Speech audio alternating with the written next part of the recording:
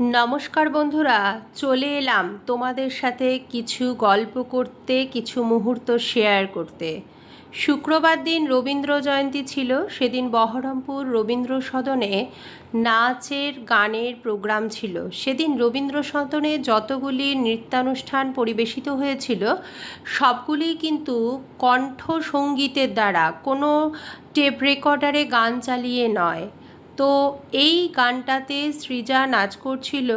আশা করছি সৃজাকে বন্ধুরা সকলেই দেখতে পাবেন। ও প্রথম দিকেই দাঁড়িয়ে আছে, প্রথম সারিতে। আমাদের বাঁ দিক থেকে 2 নম্বরে সৃজা কিন্তু দাঁড়িয়ে আছে। আর পিছনে কিন্তু আমরা কিছু মায়েরা মিলে, কিছু দিদিরা মিলে গান করছিলাম। আমরা ছিলাম কণ্ঠশিল্পে আর বাচ্চারা ছিল নৃত্যশিল্পে। গানটা ছিল আমার মুক্তি আলোয় আলোয় এই আকাশে। আমি ইচ্ছা করেই ভিডিওর গানটাকে বন্ধ করে নিজের কণ্ঠে অরিজিনাল ভয়েসে ভিডিওটা ছাড়ার চেষ্টা করলাম, কারণ মিউজিক দিলে হয়তো বা ভিডিওটিতে ইস্যু চলে আসতে পারত। সেই জন্য আমি চেষ্টা করছি সব সময় অরিজিনাল ভয়েসে ভিডিও দেবার।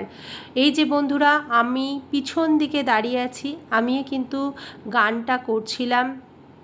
আমরা বেশ কিছুজন মা দিদি সবাই মিলে গানটা তুলেছিলাম, গানটা করছিলাম, আর ওরা বাচ্চারা মিলে কিন্তু নাচ করছিল। সৃজা অনেকটাই অভ্যস্ত হয়ে গেছে রবীন্দ্র সদনের এই মঞ্চের সাথে, কারণ ও প্রায় 2.5 বছর বয়স থেকে নাচ শিখছে। স্কুলে ভর্তি হওয়ার অনেক আগে থেকেই ওকে আমি নাচের স্কুলে ভর্তি করে দিয়েছিলাম, যাতে ওর অভ্যাসটা তৈরি হয়। এবং এটা কিন্তু আমাকে বিশেষভাবে সাহায্য করেছিল। যখন আমি ওকে স্কুলে ভর্তি করেছিলাম, ও কিন্তু একটুও কান্নাকাটি করেনি, কারণ ওর একটা অভ্যাস তৈরি হয়ে গিয়েছিল।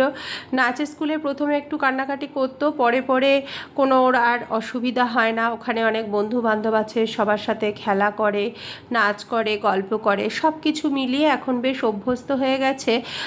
অলরেডি গত বছর ও পরীক্ষাও দিয়েছে এবং এবছরেও নাচের পরীক্ষা দেবে। আর সৃজা বেশ কয়েকটা কিন্তু জায়গায় আঁকাতেও, ওই দিদিমণির কাছে আঁকা শেখে। ও কিন্তু বেশ কয়েকটা জায়গায় আঁকাতেও গিয়ে প্রাইজ পেয়েছে। নাচেও কিন্তু আগের বারে স্কুলেতে নাচের কম্পিটিশান হয়েছিল, সেখানেও ও 2nd পজিশন পেয়েছিল। আমি চেষ্টা করি ওকে প্রোগ্রামগুলোতে পার্টিসিপেট করানোর জন্য যতটা পারা যায়, কারণ বাচ্চারা এখন যদি এই আনন্দগুলো থেকে বঞ্চিত হয়, সারা জীবনই তো শুধু পড়াশোনা পড়াশোনা আছেই, তার সাথে এই পাশাপাশি সাংস্কৃতিক বিষয়টা কিন্তু খুবই দরকার। এগুলো ওদের মনন এবং শারীরিক বিকাশের জন্য ভীষণভাবে কাজে দেয়। তাই আমি চেষ্টা করি সব অনুষ্ঠানগুলোতে ও যাতে পার্টিসিপেট করতে পারে। সেজন্য আমি নিজেই ভোরবেলা থেকে উঠে ওকে রেডি করিয়েছিলাম, মেকআপ করিয়েছিলাম। ওর বাবা ওর এই গয়নাগাঠিগুলো তৈরি করতে একটু সাহায্য করেছিল। সবাইকে কিন্তু অসংখ্য অসংখ্য ধন্যবাদ। ভিডিওটা পুরো দেখবেন। বাচ্চাদের নৃত্য আপনাদের কেমন লাগলো অবশ্যই সকলে জানাবেন আমাদেরকে, লাইক শেয়ার কমেন্ট করে। এতে আমাদের সকল বাচ্চারা অনেক অনেক উৎসাহিত হবে। সবার জন্য ভালোবাসা রইল।